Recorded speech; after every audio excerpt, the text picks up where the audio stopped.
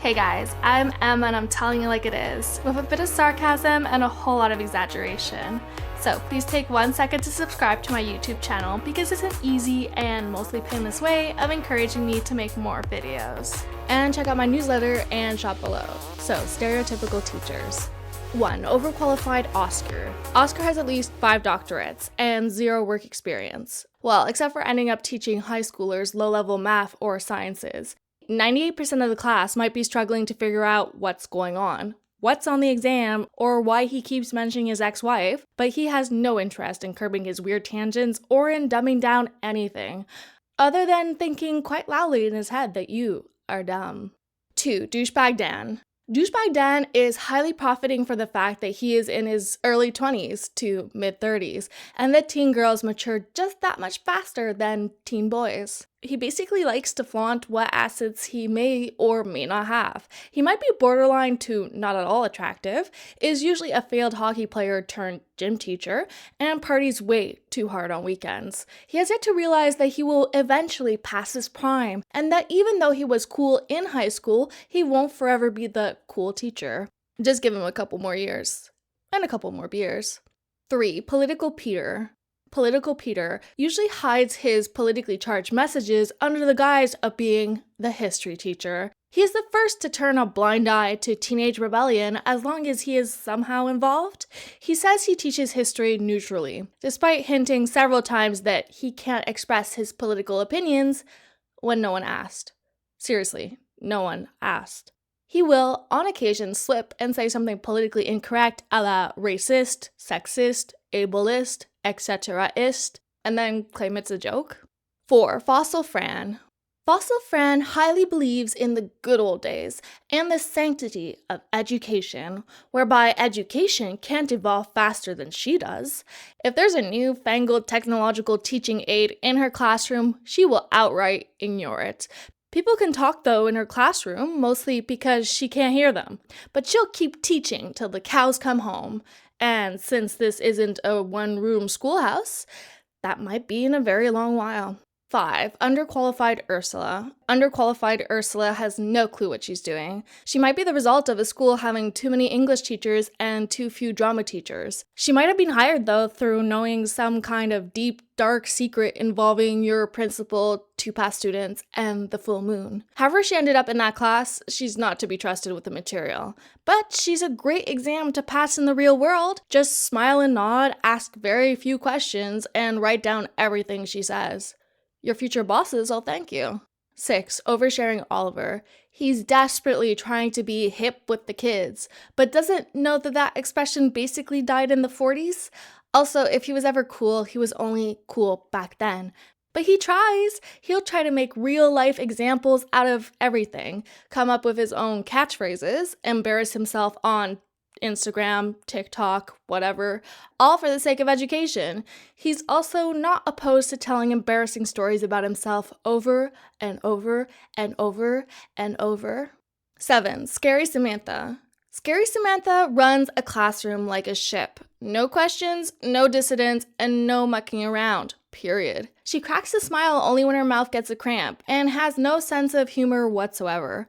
You might spend a whole class wondering how she wasn't recruited for the army, or by the local penitentiary. Or the thought might come once before you realize you should think of something else in case she reads your thought in your eyes. 8. Supply Sam. Supply Sam usually has a terrible haircut, a terrible outfit, and terrible BO. Essentially, everything he touches turns to disaster. Whether he's trying to remember high school math, or English, or history, he's just 2 seconds away from saying something wrong. Again, that is if you can hear him over the students partying. 10. Muscle Mary. Muscle Mary is on a one-woman personal mission to prove that women are stronger than men. She likes to display her extremely fit body by wearing skimpy clothes and discourages all male flirting by running circles around everyone. Everyone. Even men at the supposed peak of their fitness cannot keep up with the Mary machine. Despite her high expectations towards herself, she does have fair expectations of the performance coming from mere mortals, aka her students. Thank goodness. 11. Mumbling Mark. Mumbling Mark is more the byproduct of university grant money. He's there for the research money, not for the teaching aspect of it all. He could have something interesting to say about his research if he knew how to do the public speaking. He likes reading his slides outright to discourage class attendance, and even a fraction of the expected audience seems a bit too much for him to handle, nerve-wise. 12. Sunflower Sarah. You have no clue why Sunflower Sarah is teaching high school. She dresses, acts, and very much looks like she belongs in an elementary school, and not the depraved environment of any higher education. Maybe she got lost? Or maybe she couldn't bear to watch her son graduate, so followed him here. Whatever happened, no teenager wants her first thing in the morning.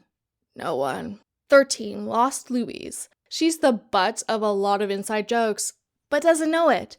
You'd feel guilty if you didn't acutely know that distracting her means having a bit of real time off from learning. Nobody actually hates her, but everyone needs a lovable scapegoat, and she's 100% it. 14. Alternative Anna.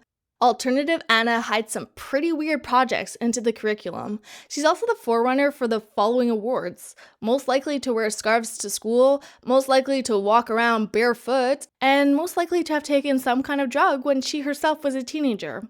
But if asked, she would vehemently deny it, with a muscle spasm in her eye intended as a wink. Mostly, she's there to try and challenge the structure of the school board from the inside out, but shh, that's a secret. 15. Deluded Diane. Diane's making up for some lost time by pretending she's just one of the gals. She dresses like a teenager from her heyday. There's a symbiotic relationship going on with her and the popular girl in her class. Popular girl butters up Diane, and Diane lets herself be buttered up and turns a blind eye to everything else. Mostly. Keep an eye out to see if one of the boys compliments Diane, or maybe just looks her way. She'll turn as red as one of the fire extinguishers in the corridor.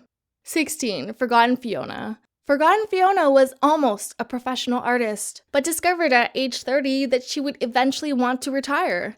Now she looks for students who have talent, so she can identify with them, but not encourage them forward as her art teacher did to her. And if you have no artistic ability, she will let you know, as frequently as she possibly can. 17. Junior Jenna. She just got hired. However, she's hoping that the mat leave she's taking over will be prolonged, short of sending her boyfriend over to fix this issue. One way or the other. She's determined to forge herself a cushy career, even if it does mean biting her tongue over Fossil Fran. And she definitely believes she'd make a better department head.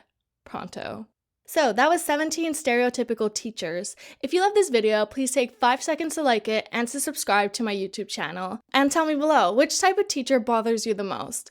I'll most likely agree. Thanks, guys.